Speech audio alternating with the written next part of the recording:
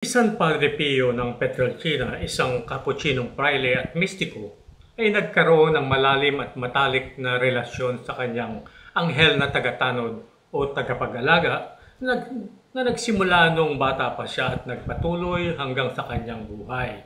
Ang kanyang pakikipag-ugnayan sa kanyang mga anghel ay puno ng madalas na komunikasyon, espiritual na gabay at praktikal na tulong na nagpakita ng malalim na pagkakaibigan at paggalang. Marami na akong naitampok na mga istorya at karanasan ni Padre Pio sa mga nakalipas na episodyo. Ngayong araw tatalakayin natin ang pangkalahatang ideya patungkol sa kanilang relasyon mula sa dokumentadong pinagkukunan, kabilang ang liham ni Padre Pio at mga testimonya mula sa mga malapit sa kanya. Ito ang inyong panoorin at tutukan sa pagtatanghal ngayong araw.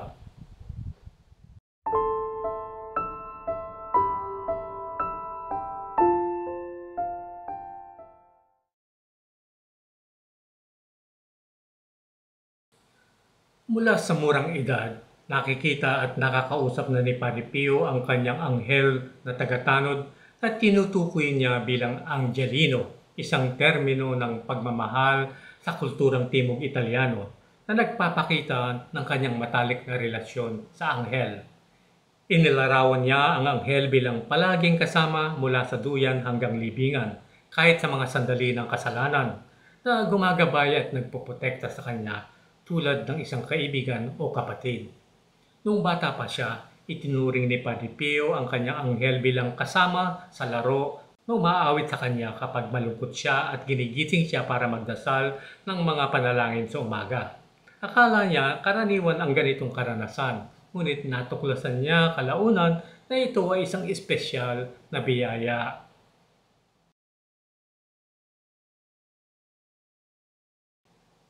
Malaki ang tiwala ni Padre Pio sa kanyang anghel na tagatanod para sa espiritual na suporta, lalo na sa mga matinding pagsubok tulad ng pagsalakay ng demonyo. Sa isang liham sa kanyang espiritual na direktor, nilarawan niya ang pagkapalo sa kanya ng mga demonyo at naramdaman niyang mabagal ang pagtulong sa kanya ng kanyang anghel. Nang magreklamo siya, sumagot ang anghel ng pagsesermon sa kanya na hinikayat siyang magpasalamat kay Jesus dahil pinili siyang sumunod sa pagdurusa ni Kristo patungo sa Kalbaryo.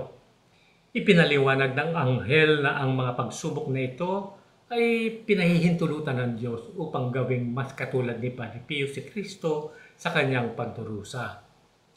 Nagbigay ng ginhawa ang anghel sa mga sandali ng espiritual na pagkapanglaw o pagkabagot na umaawit ng mga himno sa Diyos o nagbibigay ng inspirasyon. Halimbawa, sa isang pagsalakay ng demonyo, napansin ni Padre Pio ang kanyang anghel na umaaligid sa ibabaw malapit sa kanya, umaawit ng mga himno sa banal na kamahalan sa kanyang malaanghel na boses.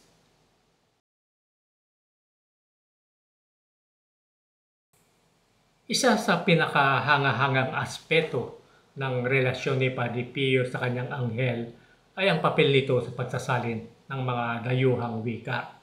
Si Padre Pio, na Italyano lamang ang sinasalita, ay tumanggap ng mga liham sa mga wika tulad ng Griego at Pranses mula sa kanyang espiritual na direktor na si Padre Agostino bilang pagsubok sa kanyang mga sobrenatural na kaloob. Isinali ng kanyang anghel ang mga liham na ito na nagbibigay daan sa kanya upang maunawaan at sumagot. Sinabi niya minsan, kabilang sa misyon ng aking anghel na tagatanod, ang pagpapaliwanag ng ibang mga wika.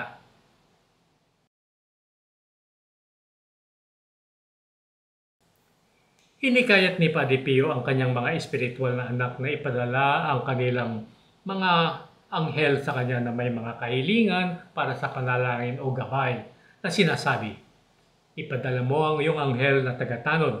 Hindi siya nagbabayad ng tiket sa tren at hindi rin nalalaspag ang sapatos. Agad na naihatid ng mga anghel ang mga mensahe na nagpapahintulot kay Padre Pio na manalangin para sa mga tao sa buong mundo. Halimbawa, isang Italianong Amerikano mula sa California ang nagpadala ng kanyang anghel na may mga mensahe at kinumpirma ni Padre Pio na natanggap niya ang mga ito sa pamamagitan ng pag-ulit ng nilalaman ng mensahe.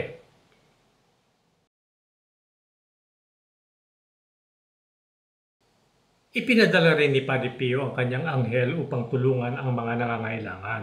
Halimbawa, nang maantala ang isang espiritual na anak dahil sa niebe para dumalo sa kanyang misa at ipinagdasal na ipaalam ng kanyang anghel kay Padre Pio, nakita siyang nakangiti at naghihintay sa bintana ng kumbento na nagpapahiwatig na natanggap niya ang mensahe.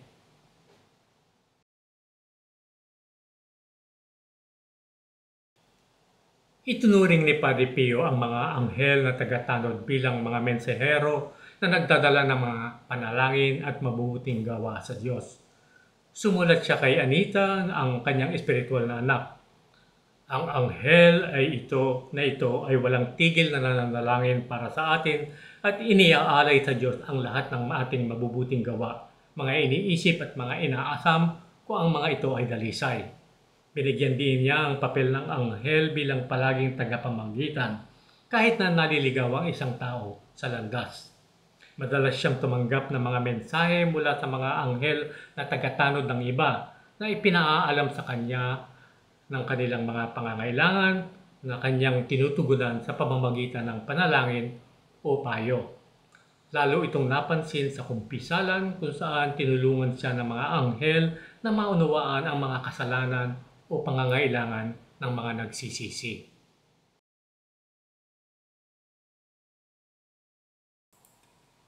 Kasama sa relasyon ni Padre Pio sa kanyang anghel ang mga sandali ng kasiyahan. Inilarawan niya ang anghel bilang may pagkamatuwain at nasiyahan sa kanilang mga pag-uusap sa panahon ng panalangin o meditasyon na tinukoy niya bilang masarap na pagkakaibigan at masayang kasama. Sa isang pagkakataon, isang babae ang nagpadala ng kanyang anghel upang ipagpaliban ang misa ni Padre Pio sa pamamagitan ng pagtatago ng kanyang skull cap o yung sombrero sa dahilang maatraso siya sa pagdalon sa misa. Pagdating ng babae, kinumpirma ni Padre Pio na itinago nga ng anghel ang skull cap niya na mapaglarong kinilala ang pagsunod ng anghel sa kanyang kahilingan. Ibig sabihin yung kahilingan ng babaeng iyon.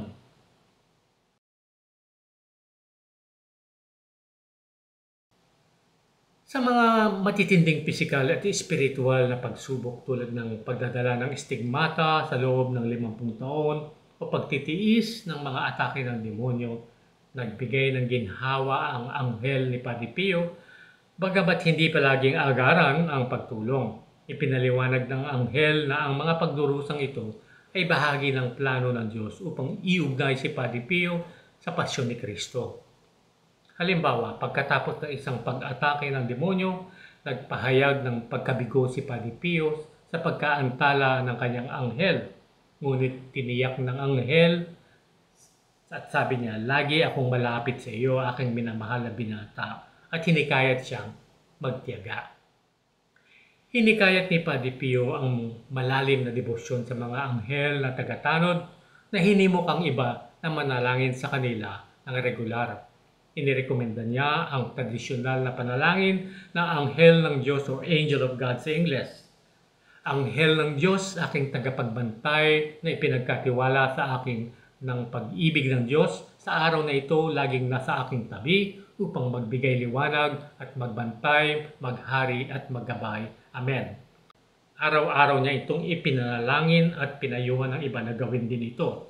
Pinayuhan niya ang kanyang mga espiritual na anak tulad ni Anita na panatilihin ang kanilang anghel palagi sa harap ng isip na pasalamatan at ipanalangin sila ng madalas at ipagkatiwala ang kanilang mga pagdurusa sa kanila na may tiwala sa kanilang paggabay. Ang kanyang mga pakikipag-ugnayan ay hindi lamang personal kundi bahagi ng kanyang mas malawak na buhay mistiko na kasama ang mga pangitain kay Jesus, sa Birheng Maria at sa mga kaluluwa sa purgatorio. Naniniwala siya na ang mga ganitong karanasan ay maaaring maranasan ng lahat sa pamamagitan ng pananampalataya at debosyon, na hinikayat ang iba na magkaroon ng katulad na relasyon sa kanilang mga anghel na tagapagbantay o tagatanod. ang mga payo ni Padre Pio tungkol sa mga anghel na tagatanod. Binigyan diin ni Padre Pio ang kahalagahan ng pagkakaroon ng relasyon sa anghel na tagatanod na nag-aalok ng praktikal na payo.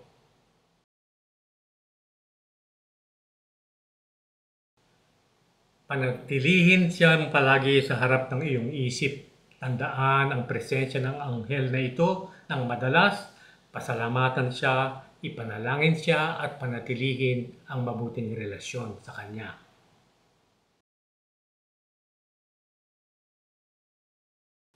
Kausapin ang iyong anghel tulad ng pakikipag-usap sa isang kaibigan. Laging nakikinig siya at handang tumulong.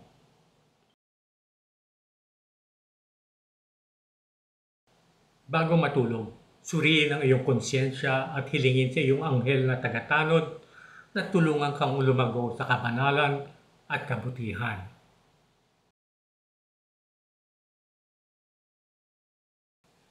Binalaan niya laban sa paglimot sa anghel na sinasabi, sa ngalan ng kabutihan, huwag kalimutan ang kasamang ito na hindi nakikita, laging naroroon, laging handang makinig sa atin at higit pang handang aliwin tayo.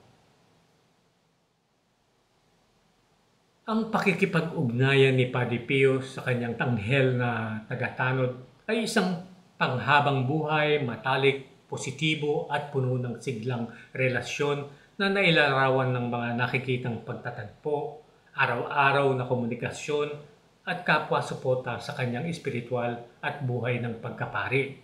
Ang kanyang anghel ay nagsilbi bilang gabay, tagapagbantay, tagasalin at mensahero na tumulong sa kanya sa pagtitiis ng pagdurusa, pag-unawa sa mga dayuhang wika at pamamagitan para sa iba. Sa pamamagitan ng kanyang halimbawa, hinikayat ni Padre Pio ang malalim na debosyon sa mga anghel na tagatanod o tagapangalaga na binigyan din ang kanilang papel bilang mga palaging kasama na humihikayat sa atin na lumapit sa Diyos. Ang kanyang mga karanasan na nakaugat sa pananampalataya at kababaang loob ay patuloy na nagbibigay inspirasyon sa mga mananampalataya na magkaroon ng katulad na relasyon sa kanilang mga anghel na tagatanod.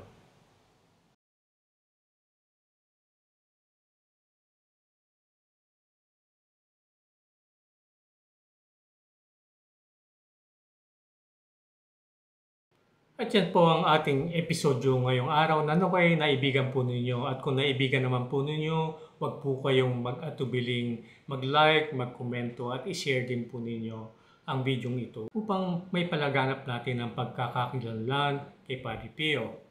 At sa pagsusubscribe, pindutin lang po ang subscribe na button sa baba at ang kampanilya sa kanan nito para maabisuhan namin kayo sa aming mga ilalabas ng mga video o episodyo sa hinaharap.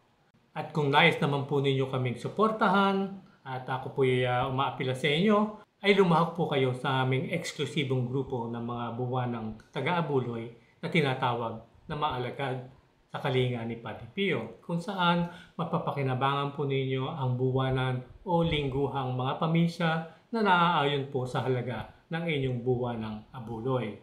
At bilang pasasalamat, padadalan po namin kayo ng binasbasang larawan o medalya ni Padre Pio na naaayon po sa halaga ng inyong abuloy o donasyon. At bilang paalala, ang mga misa po ay para sa inyo. Hindi po ito mga misa para sa mga namatay. Ngunit maaari naman po ninyong isama sila sa inyong mga intensyon. At ang mga misa po ay ipinagdiriwang sa bansang Pransya.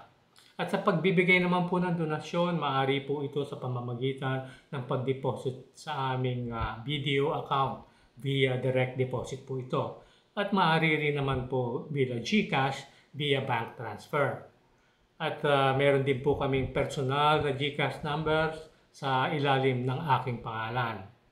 At para sa mga karagdagang mga impormasyon, maaari niyo po kaming marating sa pamamagitan ng pagpunta sa aming website sa www.angtinignipadrepio.org o kaya sa pamamagitan ng email sa angtinignipadrepio@gmail.com. gmail.com. At kung kayo pupunta sa Facebook, meron din po kaming messenger doon. No? Pwede po kayong mag-mensahe sa amin sa pamamagitan ng messenger. At sa puntong pong ito, tayo po ay magtatapos na sa ating pagtatanghal. Maraming salamat po sa inyong patuloy na pagtangkilik at panonood. At syempre, hindi ko po makakalimutan ang ating mga tapat na mga alagad sa kalinga ni Padre Pio na patuloy pong sumusuporta sa amin. Maraming salamat po sa inyong pagsuporta at bahala na po ang Panginoong Diyos na gantihan ang inyong kabutihang loob. Hanggang sa muli po nating pagkikita, naway pagpalain at patnubayan kayo palagi ng ating Panginoong Diyos. In nome del Padre, del Figliolo e dello Spirito Santo, e così sia. Sia lodato Gesù e Maria, oggi e